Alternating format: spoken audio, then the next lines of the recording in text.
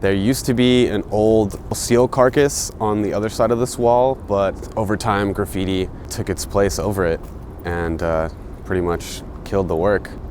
But that's the life of street art and graffiti. So it's just kind of natural, you know, it's a bummer, but it's just a thing. Caetano, where did you go to school and what did you study? I went to UC Santa Cruz and I was an art major. I studied printmaking. What was it like searching for a job and transitioning from that student life to a graduate life? I actually found a job at the studio in Lincoln Heights. It was pretty awesome for a little while, and then the workflow started to fade out and it was hard to find another job. For 3 or 4 months I was unemployed, and then I found this other gig working for an artist doing screen printing.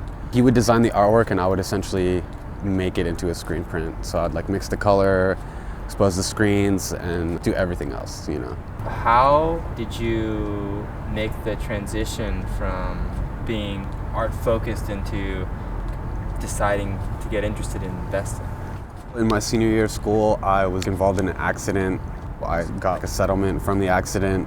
And instead of spending all of it, I was like, I kind of want to figure out how I can invest, because it's not every day that someone who just gets out of college gets this sort of money. I wanted to figure out how I could capitalize on it.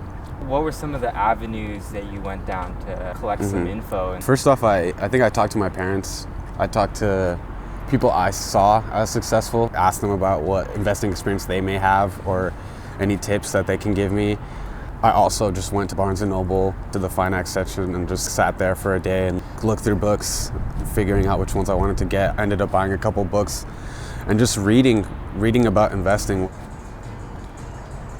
One of my coworkers, he was really into podcasts, and I was getting over listening to the same music, so I was like, maybe I'll just listen to some podcasts about finance. It actually really helped me to understand some of the more complex investing terms, like getting... It's a whole other language. Yeah, really, it really is a whole other language. There's a lot of terminology that flew over my head at first. I started a book club with my friend where we both read a book and then we'll meet up and have dinner and talk about it. If you can read about how someone dealt with the troubles that they faced, or like the obstacles I they... totally believe in that preparation, and also having someone to do it with, and then you can kind of bounce ideas off each other. Like it kind of motivates you to continue the work and even challenge each other and kind of excel like that. I got into investing through this app Robinhood. It has free trades, and I thought that was pretty cool. I invested in some stocks initially. Through that, I was like, okay, like what else is out there? And I started thinking about cryptocurrencies and how my friend in college had been telling me about it. At the time, none of us had money to invest anyways. It's kind of hard to think about investing when you don't have money to invest, when you're just trying to get by, you know, it's like... It's really daunting to kind of even have that in your mental parameter. You're just kind of like, I don't even want to begin because I don't have the chips to play it. Right.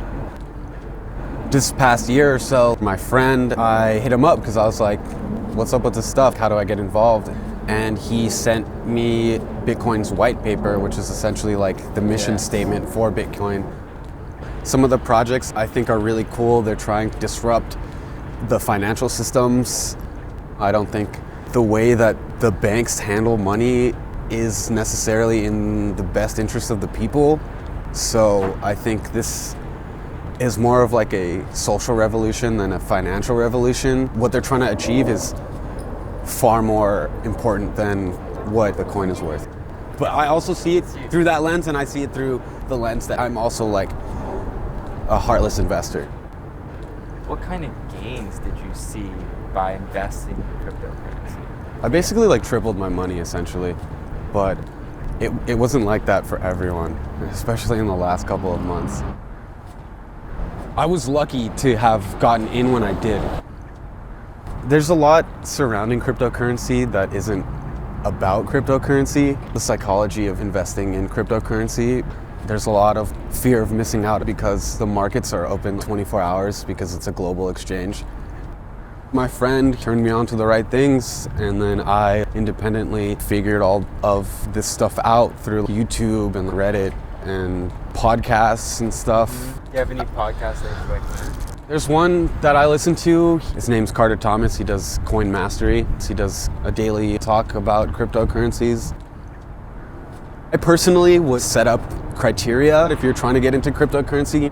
A, look at some projects that you think are cool. B, listen to some YouTube channels. Check Reddit. Check what the community is talking about. I think that's a really good way of getting a tip of what's next. Another important thing, see what people are looking at on Google Trends. That has tipped me off to some really cool projects that, I've got some important gains on. There's new knowledge about investing. How has this changed the trajectory of your career and how you want to make money? Right now, investing is sort of like my side passion. I'm still pretty dedicated to my art craft. In the coming months, I think I want to focus a little bit more on investing. I really love making art as a career, but right now for me, it's not as sustainable. So I think I would rather focus on my investing and finances, maybe go back to school and get another degree, a BA or an MBA or something. Where are you taking it from here? I decided to take a couple months off of working. I'm gonna go to New Orleans for Mardi Gras, and then when I get back, I am just gonna get back to work, just grind and keep researching things on the side, investing opportunities, just keep at it. It's all about making the right moves strategically, patiently. It's that's such an underrated investing thing. Just being really, really patient, especially for young people like us who just sort of want everything to happen to us now, we want to get rich now, we want to be everything now. It's just be patient, and make smart decisions and research your stuff, I think. But yeah, that's what I'm going to be up to the next couple of months.